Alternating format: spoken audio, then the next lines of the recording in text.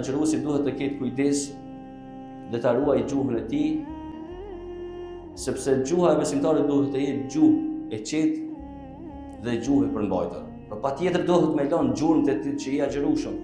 Nuk duhet më kanë si njëri që edhe jashtë Ramazanit, edhe në Ramazan mos i fal tina se eksplodon minëra. Jo more gjuha e besimtarit, gjuha e agjëruesit duhet më kanë gjuhë e përmbajtur. Për shkak se kështu njeriu e realizon hadithin e pejgamberit alayhis salam. Pra, vetë përmbajtjen ku i kemi mësuar në çat hadithin e parë që përmendëm.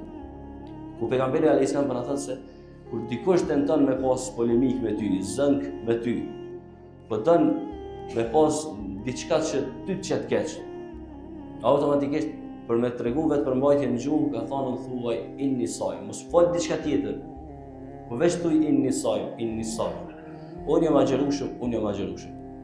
Kjo ta mundson për me pas në kontroll gjuhën tonë. Gjithçka që flet pas kësaj konsiderohet gabim për shkak se ti nëse tenton mja vërtetu se mirë e ki, veç hen llukave dhe ma tepër dhe kështu fillon edhe debati.